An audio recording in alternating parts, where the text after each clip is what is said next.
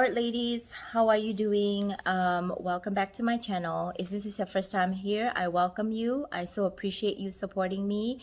Her Empowered Life channel is really dedicated to women, for women empowerment. I'm actually a recovery and trauma abuse coach to help you get out of trauma and to rebuild your life. And I'm so excited that you're here with me. In the month of March, we went through several different topics around women empowerment. And the last video, we talked about preventing yourself from being re-traumatized. And this specific video is really around some homework that you should be doing with yourself, or not should, but that would help you get out of trauma. And this takes a little bit of inner work. In this channel, we're really going to talk about some of our de-escalation preferences, and that takes some time for you to self-discover what works and what doesn't work for you. What works for you does not work for somebody else. So really to dive in and to dig in to understand a little bit more about who you are, because sometimes trauma kind of make us get into that fight or flight mode where we are just struggling to survive, but we don't take the time to really get to know who we are and just to understand our trauma, and so to prevent ourselves from re-entering trauma again. I do have my notes here, so if I'm looking down, that's why. So a few things that would help us to start to feel better is to really look at signs and areas in our life that we truly enjoy, that we can use to replace some of the tendencies of us going back into negative thoughts. Essentially, it's a way to distract yourself when you are in that trauma mode. Because when you're in trauma mode, you can't quite think straight, and you tend to overthink things. You tend to default into that fight or flight. And so your mindset at that time would not be the most ideal for you to process what's happening.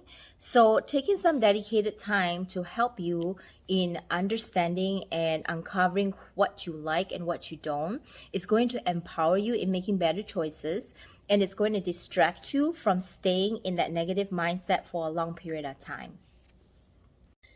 All right, so as I said before, I have my notes here, and so if I'm looking down, that's what I'm looking at. So a few things to kind of help remind yourself of ways to kind of, get your mind checked out of that trauma and to re-enter into,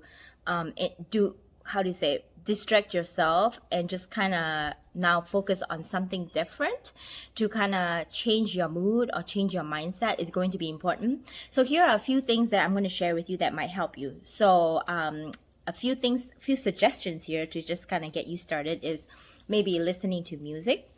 For me, listening to music is great. I love to listen to music all the time. Reading a newspaper or a book.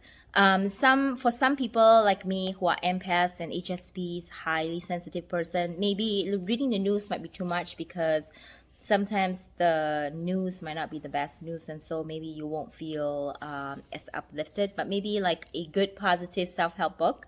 I personally like nonfiction books.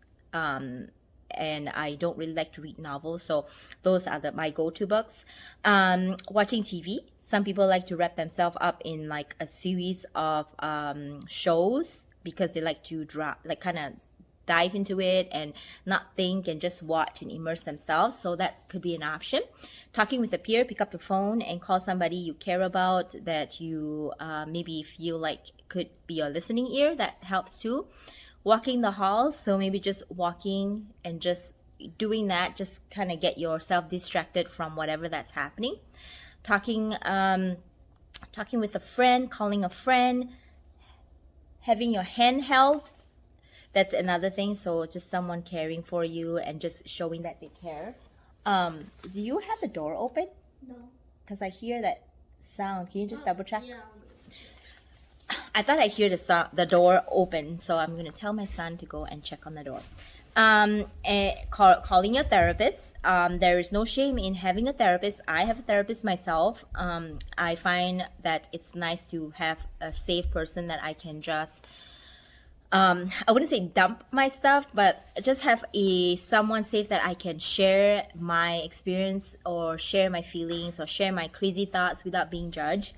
Getting a hug. So, maybe just like for me, I think hugging my kids, hugging my husband is good for me to get my mind out of that negativity.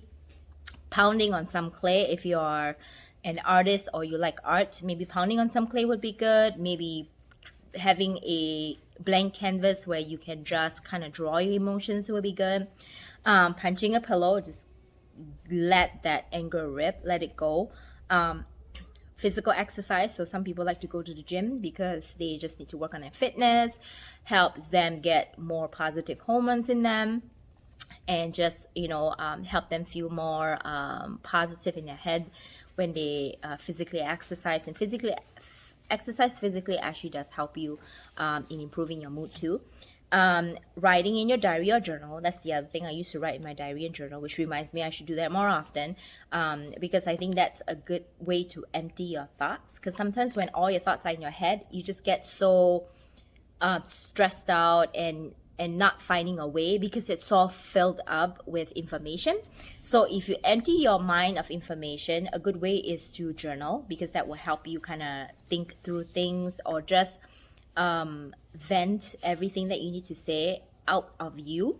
And so that kind of helps preventing yourself from sinking into your negativity. Instead, transfer your negativity into something different, and then you might find some trends in what you write, and maybe that will give you an insight about how you're feeling.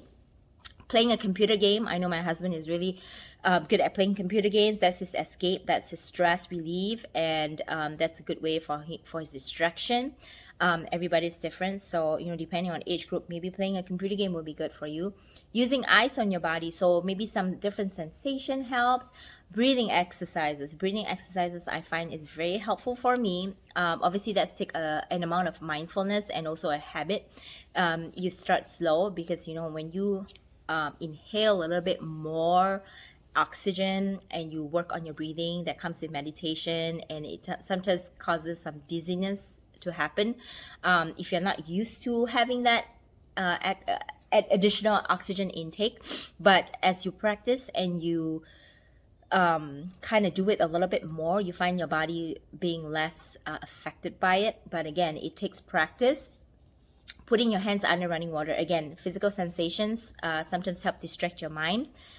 Going for a walk, lying down with a cold face cloth, wrapping up in a blanket, using a weighted vest. I think that's really helpful for anxiety. If you have very strong anxiety, having a weighted blanket just kind of help you feel safe and tight. So that can be an option for you.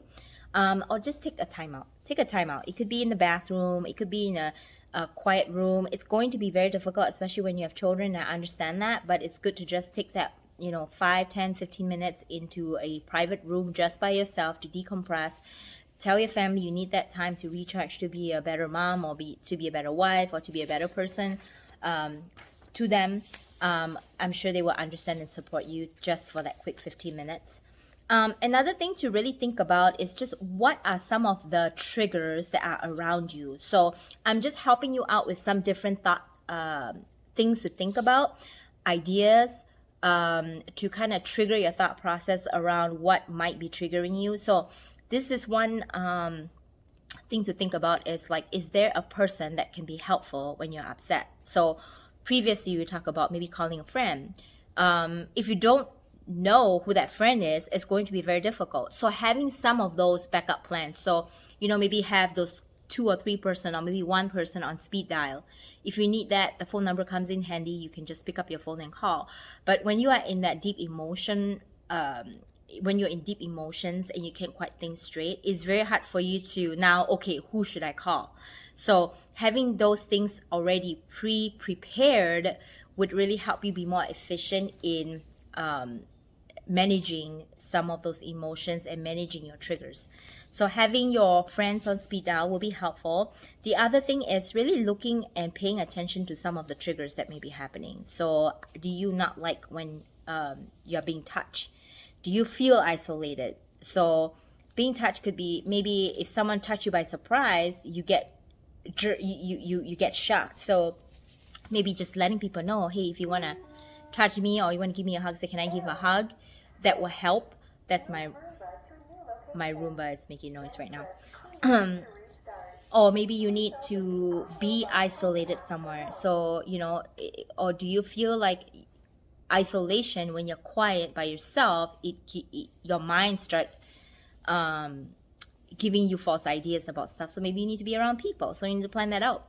Having your doors open, maybe that doesn't make you feel like you're trapped, especially when the door closed. So just look out for those little subtle things that maybe remind you of some anxiety that you're experiencing, that maybe is triggering some of the feelings of trauma or fear. Maybe you're afraid of people in uniform, so you stay away from them. Maybe you are affected by loud noises. I'm affected by loud noises. Yelling affects me. So I would know, to